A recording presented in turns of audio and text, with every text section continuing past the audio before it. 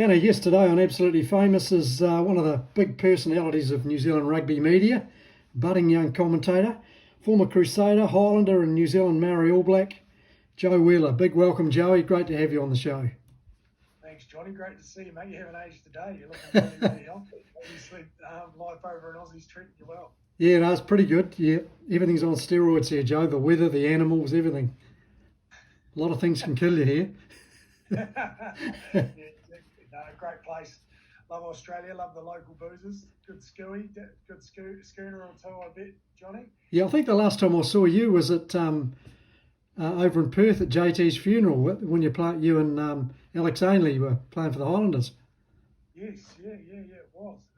I mean, sad circumstances to obviously bump into each other, but was really thankful, obviously, that our tour over there coincided with JT's magnificent farewell. But yeah, bloody sad to see a legend like him, fall so young. I mean, geez, what was he? He's only, your sort of age, wasn't he? Yeah, he's younger than me. Yep, yep. Not just too young, mate. But Yeah, yeah, great to catch up. Shame it wasn't over a few more beers. yeah, exactly. The commentating, Joe, you look as though you're having a lot of fun in the commentary box with Sky doing the NPC. Yeah, probably sometimes a little bit too much fun. Johnny, got myself in a little bit of strife last year, but yeah, no, I'm really enjoying it. Commentary, I'm still learning, still finding out my way of doing things, but yeah, I think it's just time in the saddle and feeling more comfortable behind the mic. And the more you do, the better you get at it. It's like anything. But, really enjoying that aspect of my work with Sky and really lucky since having to retire a little bit earlier than what I would have liked due to a neck injury. Really lucky to have fallen into, I guess, a bit of a passion, really, mate. TV was, you know, wasn't a career I ever thought that I'd head down, but I guess with my time at the Highlanders and doing some stuff with them around Highlanders TV and That was just brilliant. having fun really with Yeah, your teammates and sort of I guess showing guys true personalities. That was always my real goal when we were doing that stuff, was not the cliche sort of answers that maybe you would have got as a journalist. You're sort of showing guys in their true light and what they really love to do away from the footy field. And I guess that then grew to now working for Sky as a full time contractor for the last 2 and a bit years since retiring, and really enjoying it. But yeah, commentary, obviously, their live products, their biggest, that's what they do so much of. So it's not probably something that I thought I'd be doing, but I guess in that environment, it's a needs must.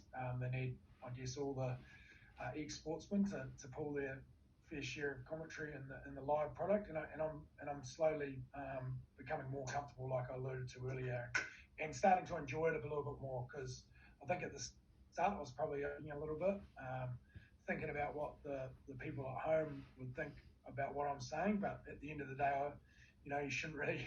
I've just got to have an opinion. That's what Sky pay me to do. So I've just got to say it how I see it, and if people agree or disagree, I think that's a good thing, and it creates conversation at people's homes in their lounge rooms, and that's what Sky want at the end of the day. You want to be either agreeing or disagreeing with what some of us idiot commentators say, and I know Justin Marshall cops a bit of it, but at the end of the day, he's polarising. People either love him or hate him, and he creates conversation, which is only a good thing for Sky TV for one, but also for rugby in general. I like Justin Marshall, Joe. The thing I like about him is objective. He's not parochial. He's not a cheerleader. You know. I tend to disagree when it's Highlanders versus the Oh Crusaders. yeah. Well, there are the old exceptions. He is very objective, and I think you've got to be. You've got to call it out, and he does that a lot better than a lot of guys, I think, that are in the media at the moment that work for Sky. Some of them can be, sometimes cheerleaders of our national team a little bit too much, and the All Blacks do win generally more than what they lose, but they still need to be really objective and call things out when it's either not right or they're not performing well. And I think Justin did a superb job of that over the last sort of couple of months while the All Blacks have been having their struggles. I think he's been one of the fiercest critics, and that's what you've got to be in this job. You've got to, even though a lot of those guys have played for that team, you're now on the other side, and you've got to sometimes realise that that's part of the job. You can't pull any punches. You can't sit on the fence. You've got to have an opinion one way or the other. Yeah, totally. No, fence sitting's not an option. Do you model yourself on anyone else? Who was your sort of favourite TV commentators over the years? Oh, I've had a lot. I think in terms of favourites, I always enjoyed Scotty Sumo Stevenson's approach. He's just so polished, but he mixes it up with a good bit of humour, quick-witted, and he's really insightful. I really always enjoyed his interviewing techniques. Obviously, he was a lead commentator, which is not something I strive or want to be by any means, but I just loved his approach. He could be used in front of camera, behind camera. Just a fantastic broadcaster. But in terms of, I guess, if there's anyone I'd love to model myself on and who I love to listen to, it's Ian Smith. I think his take on rugby, and it's probably because of the fact that he hasn't played the game, is always on the money. He doesn't miss much.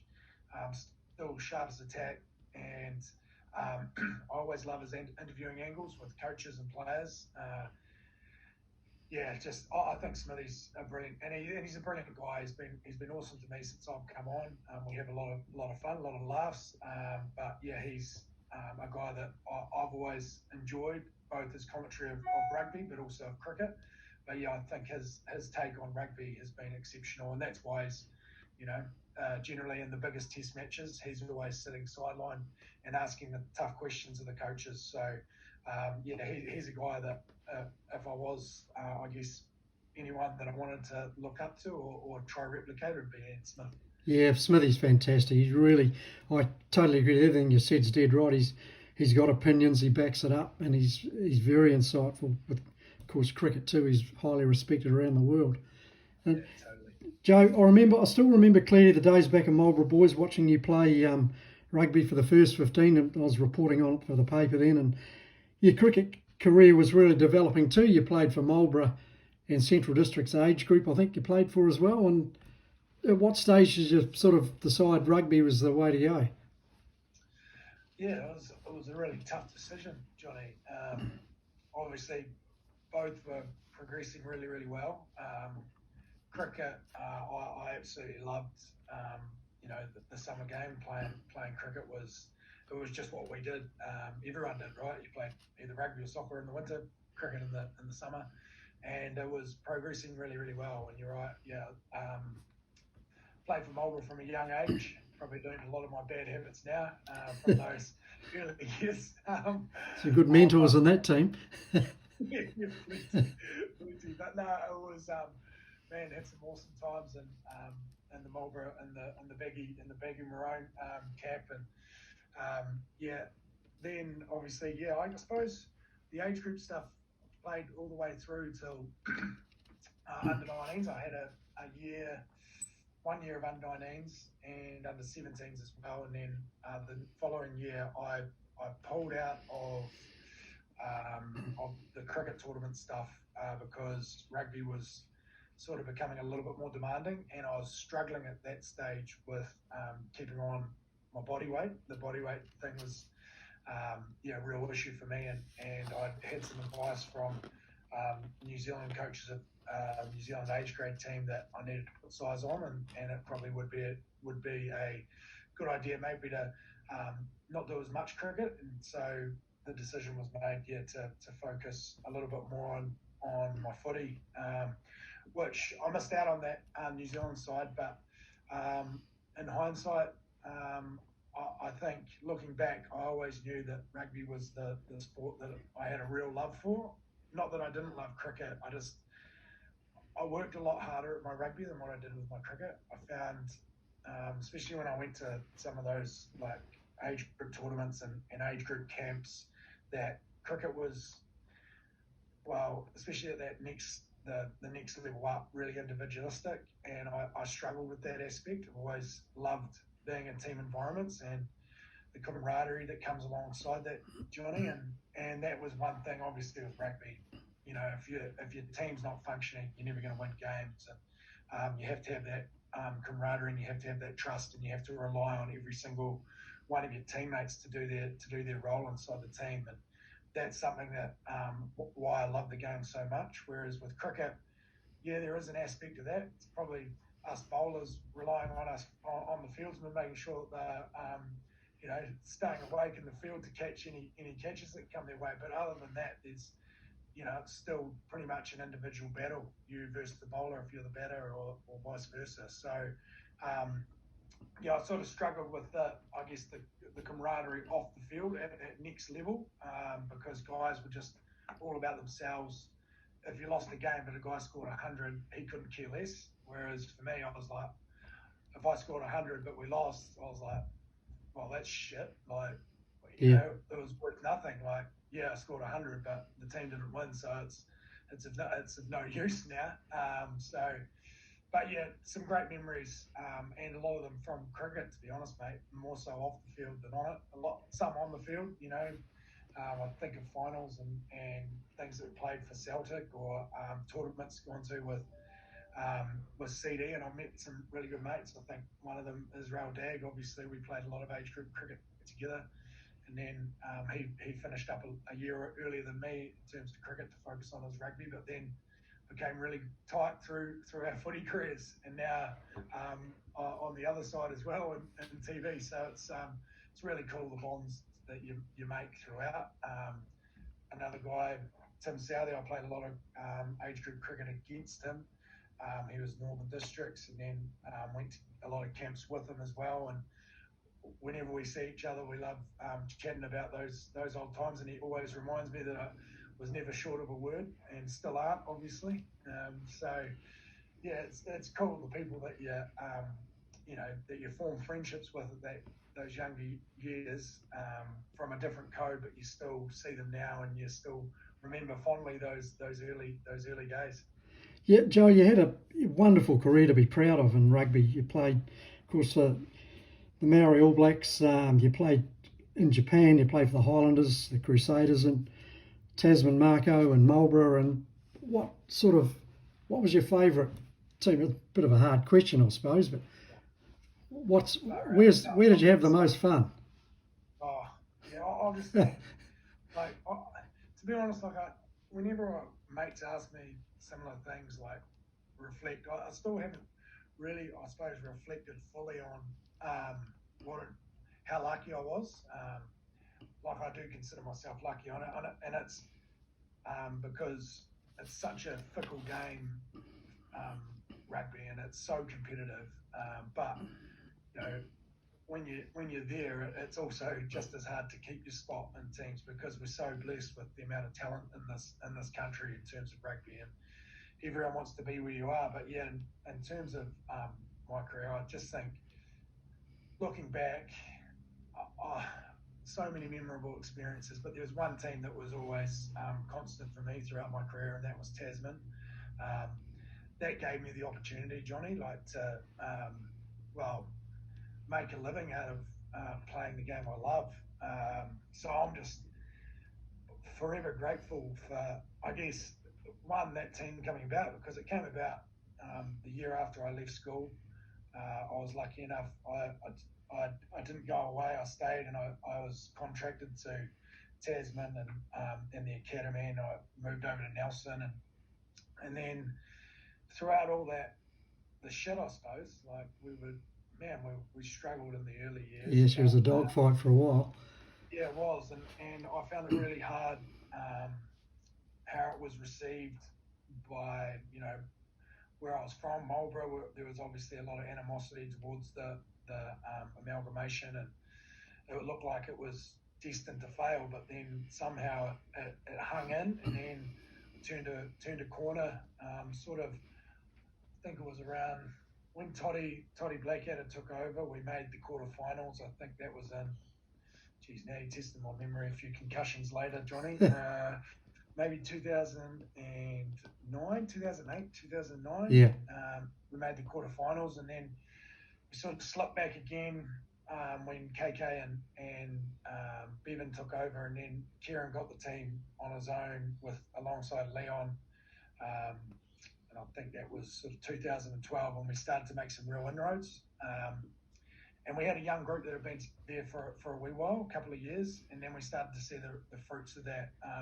There was only, I think at that time, there was myself, Jonathan Poff, Cade Pokey, Quinton McDonald, that were Super Rugby players. So we only had like maybe 4, maybe 5 guys that were involved in Super Rugby teams.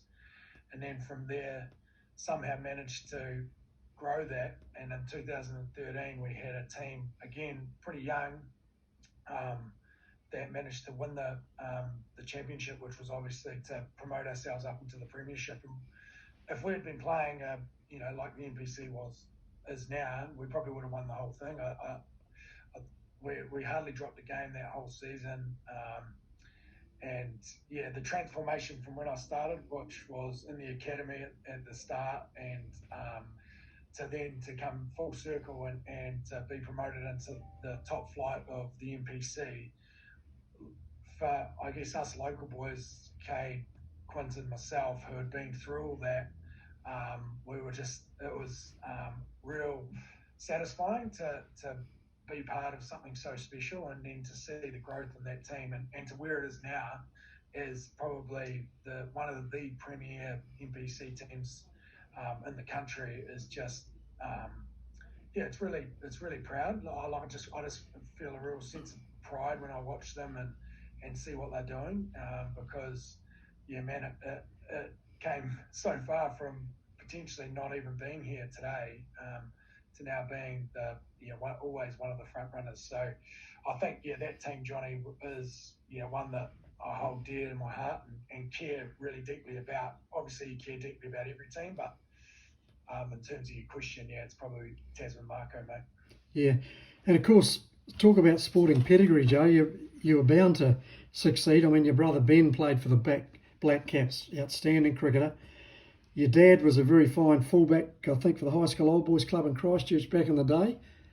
Unfortunately, his career coincided with Robbie Deans's, so he struggled to get in the Canterbury team. But I think the big one was obviously your dad, your late granddad, Ray Dowker, who I had the pleasure of working with in McFarlane and Growers in Christchurch for about 18 months. So Ray was the stone fruit auctioneer and a bloody legend. Yeah, he was a legend, yeah. And, to think he played for, I think it was 9, I think he represented Canterbury in 9 different sports at senior level. A bit of a lad from all accounts. Didn't marry till he was a little bit older. Yeah, he's too busy. He's too busy, yeah. But yeah, obviously, fantastic sportsman for Canterbury. And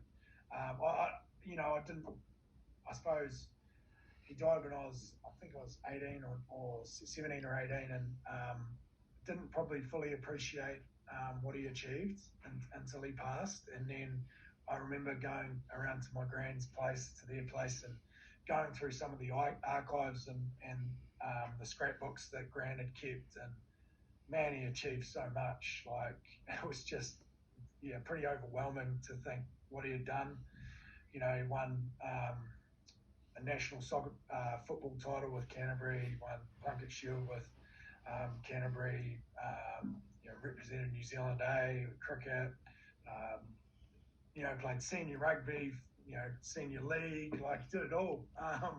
And going through all those clips, it was like, man, it's probably one of my regrets. Didn't tap in or listen as, you do as a young fella.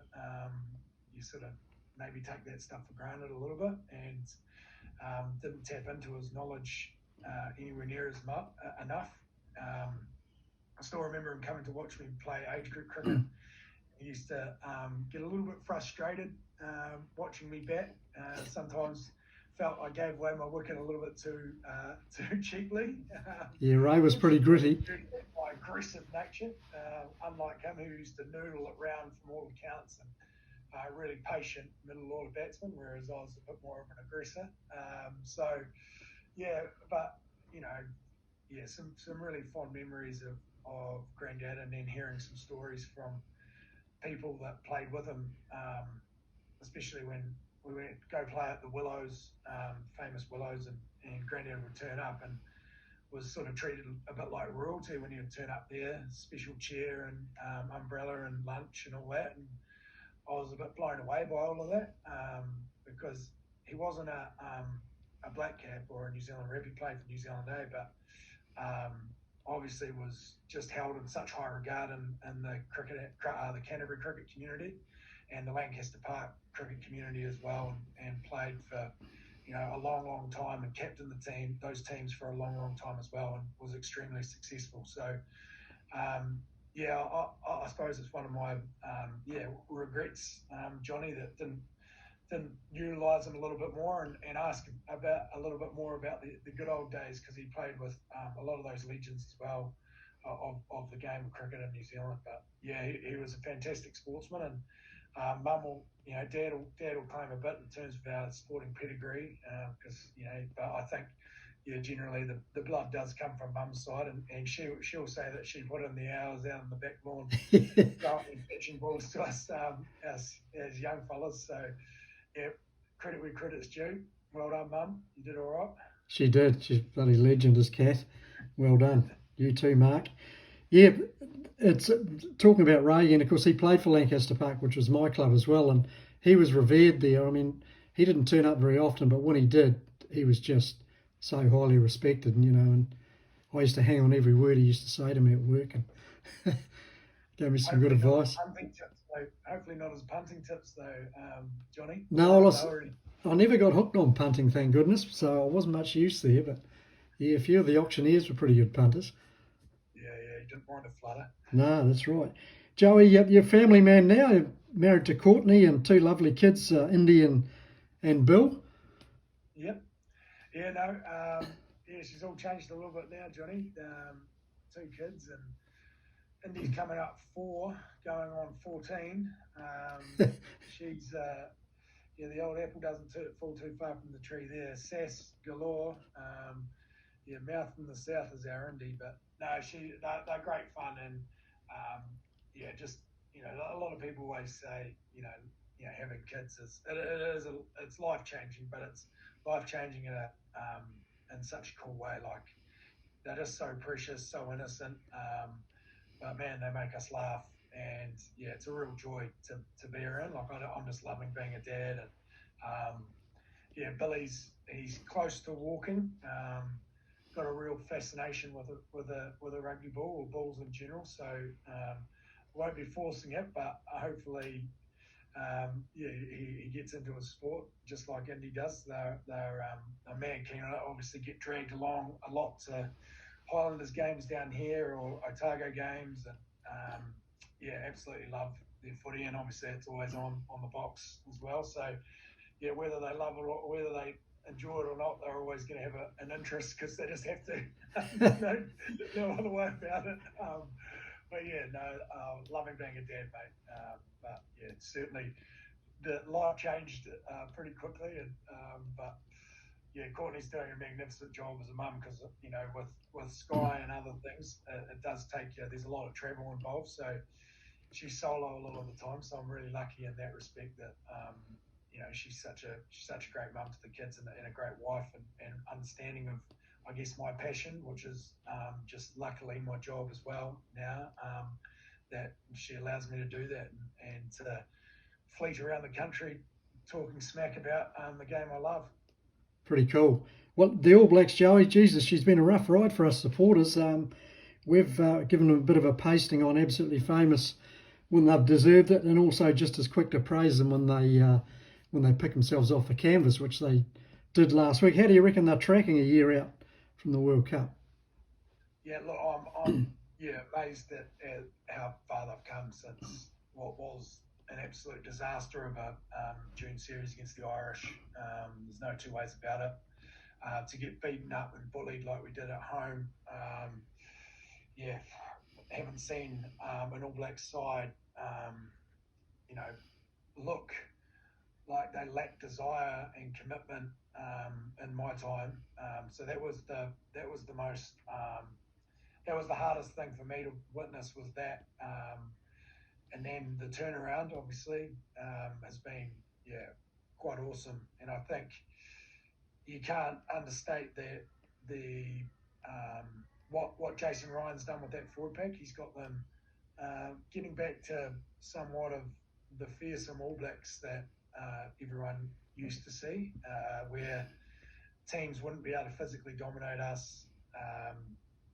Teams wouldn't be able to just walk over top of our scrum, maul, line out, and especially at ruck time. So he's done a magnificent job so far, and I think there's still more growth to come, and I think we're going to see that in a couple of the young All Blacks front rowers, and I'm stoked that they've made that change, because everyone, it seemed, apart from the supposed wise men in that All Black selection group, could see that that's where they needed to make some change, was in their tight five. But man, they've come good, the young front rowers, and also I have to tip my hat. Sam Whitelock has just gone to another level. The guy, probably during Super Rugby, would be the first to admit he was nowhere near the Sam Whitelock that we all know, and I think his performances throughout this, especially the Rugby Championship, are just getting better and better. And Brodie Retallick is exactly the same. I think what we saw last year from Brodie Retallick was he's been away for 2 years playing in Japan, which, he was probably a bit smaller because of the style of rugby that the Japanese play, fast and furious. So he wasn't as big as what he should be in terms of playing in New Zealand footy. But with a year under his belt of playing Super Rugby and then Test match rugby, I think his performance on the weekend was immense. He was huge. The way that he was carrying the ball into brick walls, but yet making meters, his offload ability, the ability to create fast ball, it looked like the All Blacks of old. And I think that was Brodie was a massive part of that, and that's what we were lacking before, especially in that Irish series. We really lacked that real punch through the middle of the field, both on attack and defensively. We were just far too passive in everything we did, but we're starting to see the fruits of that now, and hopefully it continues, because man, when the All Black backs get some front football, they're just absolutely devastating, and there's no better talent in the world than the All Blacks backs when they get going. And I just think, a couple of guys that I was really impressed with. I thought Geordie Barrett was just immense. I think he might have found his position. And as I'm a massive David Havili fan, as you can imagine, because being a Tassie boy, but as an All Blacks fan, it's hard to look past that performance from Geordie Barrett on Saturday night. Physicality was just immense. Decision making was on point, but the physicality thing for me was the most pleasing aspect, because I think Rico Ioane is our centre going forward. He's just got blistering pace. Defensively, he's getting better and better, but we needed to strike that balance, sort of like the Nonu and the Smith that the All Blacks have been revered for so many years. They hadn't quite found that. Davey does a brilliant job, but it's through no fault of his own. But he's just not that player that's going to take it right on the gain line every time off a line out and make you 5 meters, or the ability to break 2 tackles and offload in the tackle. Whereas Geordie Barrett showed in the weekend he can do that. But man, there's some hot competition in that midfield. But I think they are tracking nicely, Johnny, and if they can keep everyone fit and on the paddock, I think they're going to be in a good place next year. But it's amazing to think that there's genuinely 5 to 6 teams that could win the World Cup, which is just makes for a mouth-watering World Cup tournament next year. Yeah, it'll be fantastic. I'm lucky enough to be going over there, so I think you did right, Joe. Joey, thanks so much for coming on the show. It's a pleasure to catch up with you again, and I suppose your dream as a commentator this season will be commentating on Tasman versus Canterbury in the final, because we get all the games live over here too. So Oh, that'd be nice, mate. Yeah, it would be. That would be a dream to take down the old foe. But if it's anything like the round robin game, well, I think we might be in for a tough ask. Canterbury just looked a little bit better than everyone this year, unfortunately. Yeah, they're pretty sharp. Anyway, go to Marco. Thanks, Joe. Have a good week. I'll look forward to hearing your calls on the weekend. Cheers, mate. Thank you so much for having me. Cheers, Joe.